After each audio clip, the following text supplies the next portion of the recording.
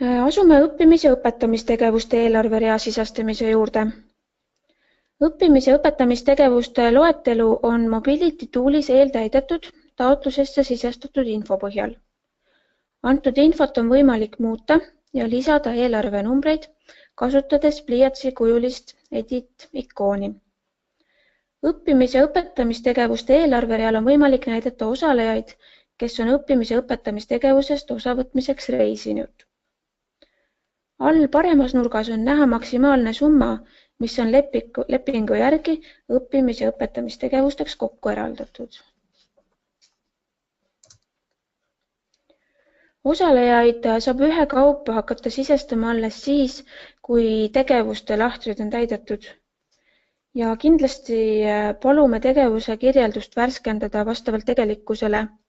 Kindlasti ärge jätke alles taotlusest automaatselt kopeeritud teksti, sest on vajalik, et te kirjeldate seda, mis õppimis- ja õpetamistegevuse ajal reaalselt toimus.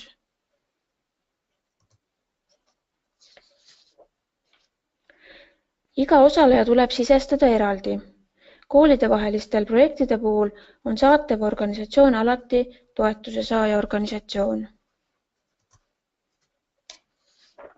Selleks, et sisestatavast informatsioonist saada parem ülevaade, on soovituslik kasutada Compact View võimalust.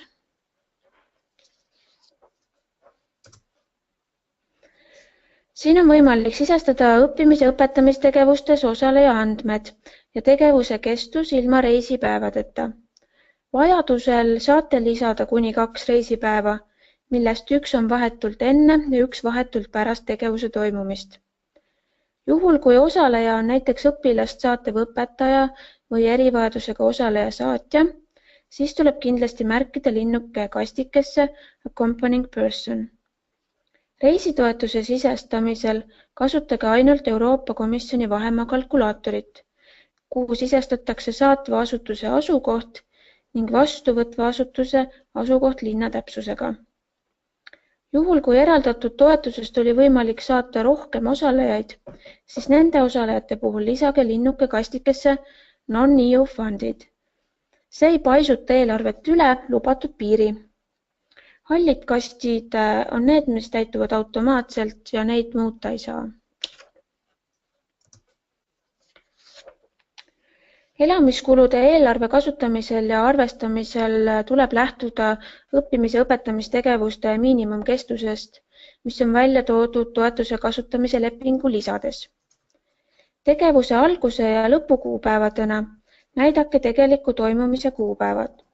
Reisipäevad kuni 2 saate raporteerida ainult juhul, kui eelarve võimaldab. Soovi korral võib reisipäevade näitamiseks kanda üle toetust projekti juhtimise ja elluviimise eelarverealt.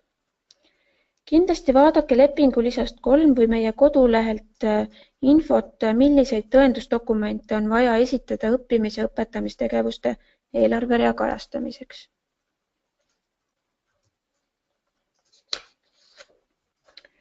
Samast tegevusest osavõtva uue isiku lihtsamaks lisamiseks on võimalik kasutada tegevuse põhiinfo eelmise osaleja juurest kopeerida, kasutades selleks copy ikooni.